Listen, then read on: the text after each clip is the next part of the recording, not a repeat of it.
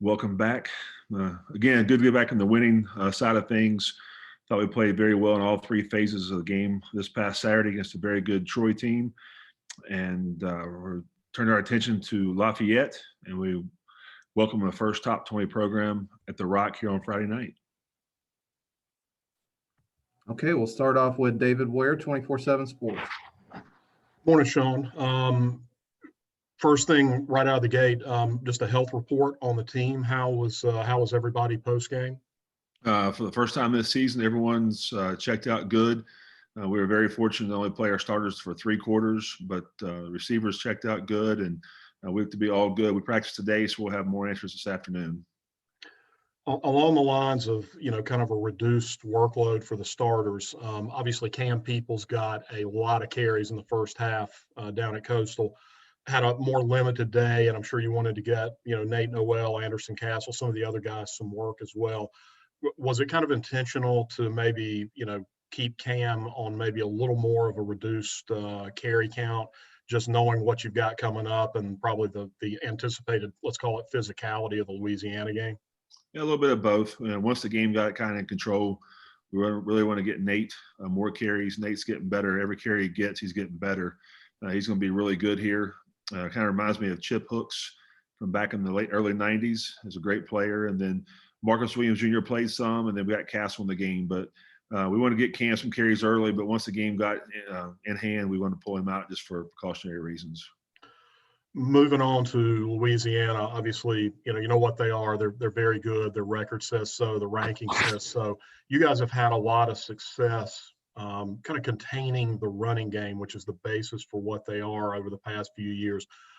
Are they doing anything different this year? And, regardless of that answer, what are the keys defensively for you guys to try to keep them off the field going forward to win that game? Very similar to years past, but with more playmakers.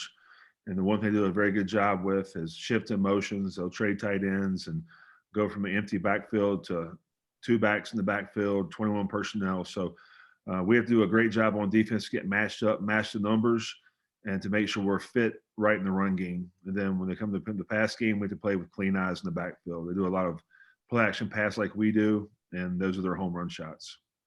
Thanks, Shawn. Okay, we'll take our next questions from Ethan Joyce, Winston-Salem Journal. Hey, Shawn, got a few senior-related questions for you. I guess first off, it feels like every year it's been a really important class for the Mountaineers going out.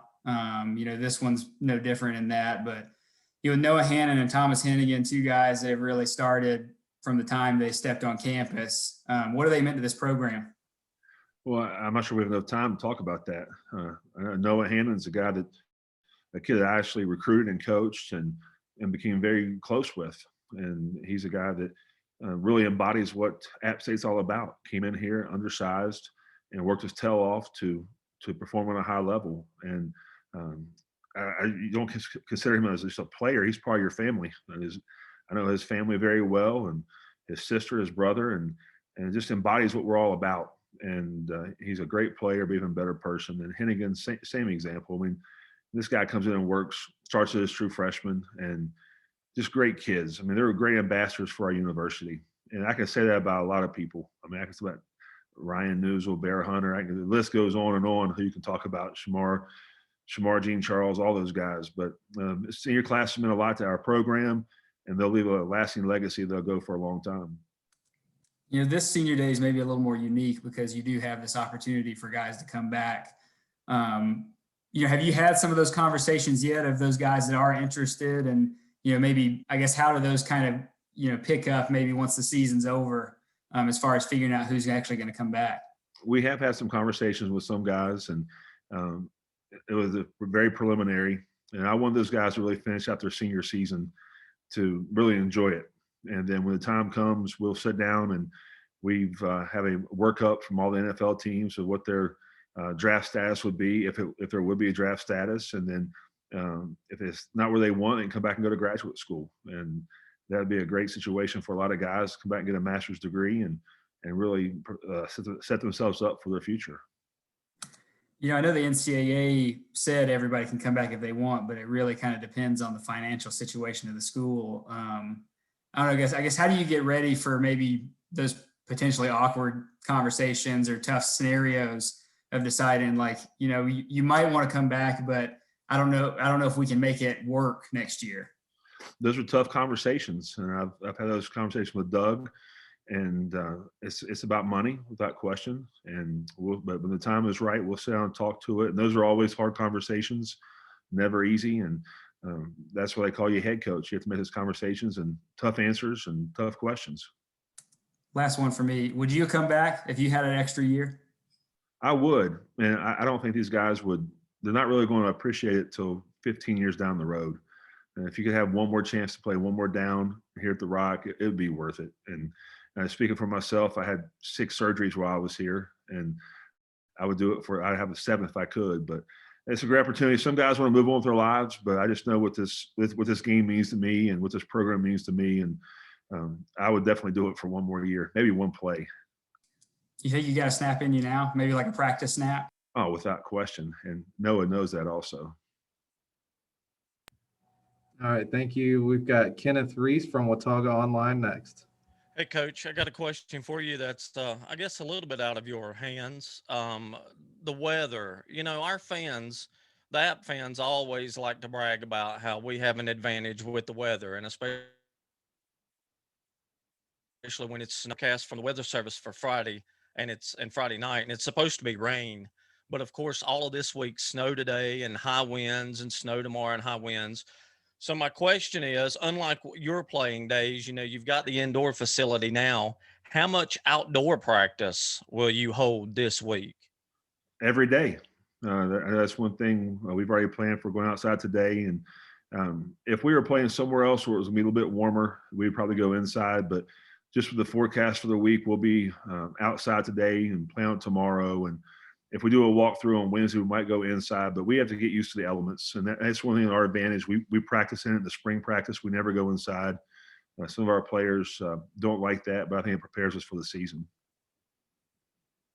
So you think it'll be an advantage if you practice outside in the gusty winds, gust up to 40 miles an hour, but then on Friday night, it's not supposed to be that way. So you think that'll be an advantage for you? Well, I just think if you practice in those elements, then it's not an excuse when you can't throw the football or something like that happens in the game. But it could be an advantage, but that's what we do. Whatever happens. When I was here, we didn't have an indoor facility, so it was just part of it. Rain, sleet, or snow. So I just want to give those guys the experience I had. And I got one more for you, and that's exactly what I was going to ask. Of course, when you were playing no indoor facility, would you have liked to have had one back then, or you're fine the way it played out? No, I'm very thankful for our SoField complex up top there, the indoor facility. It's a great facility, something we do use in the off season quite a bit. As a player, I don't know. It's just, I would probably like it when it was cold in January and February, and we're doing outdoors conditioning at 6 a.m. in the snow. But we play in these elements, so we're out practicing them. All right. Thanks, Coach. Any more questions for Coach Clark this morning? I'll chime in with one. Just, we've talked about Louisiana's offense. Just what kind of stands out about their defense when you check out the film on them? Well, I think those guys have been there for 4 or 5 years now. It's the same guys playing, but again, they're very good up front. Their defensive front is one of the top fronts we'll play all year, and their linebackers are exceptional, and they can cover you man coverage in the secondary. So they can really run. They're very long up front, and that can give you issues. But I think we play these guys, it seems like twice a year for the last 3 years. And we're very familiar with Lafayette and very familiar with that scheme they have. And hopefully they don't look past us. I know they have a championship game coming up, and so they might kind of relax for that. But we're ready to play. It's the first time ever we play a top 20 program here at Kid Brewer Stadium, and it's going to be a great game. It's on ESPN 8:30 on Friday night, and hopefully it rains, sleet, snows, all the above, and it's kind of what we're made for. We will go to one more from Mike Solarti, Spectrum News. Thanks, Joey. Hey, Coach.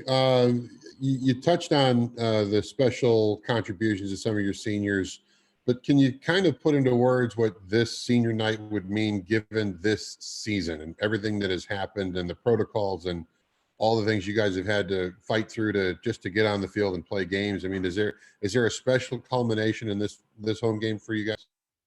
Oh, yes and no. It's really hats off to our players doing all the right things. I mean, if you would have told me this back in October when we were shut down for 2 weeks, we'd finish the season, I'd probably say you're crazy. But our kids have done everything we've asked them to do, and we've had a plan in place, and that started with Doug of our administration, all the way down to the coaches and players, and they follow the proper protocol. And we've been 58 days without a positive test now in our program, something we're very proud of. And a lot of programs can't say that. So I think that's really credit to our administrative staff, our players, and our coaches. And last one, you touched on what Louisiana can do. I mean, is there, and the familiarity, based on the familiarity of how often you've seen these guys, is there added preparation? Are you guys just going back to old notes because, you know, guys that are returning? I mean, how does a coaching staff prepare for this kind of a game, knowing the opponent as well as you do? Well, we start off with the season first, and we break down all the games from this past season they played, or this season. Then we go back to our last 3 or 4 games we played them, and really nothing's changed. It's going to be it's going to be a fight, and every time we played them, it's been a very physical battle. And we've been fortunate enough to come up on top the last few years, and we're 9-0 against those guys. And it's going to be a great battle here on ESPN 8:30 on Friday night.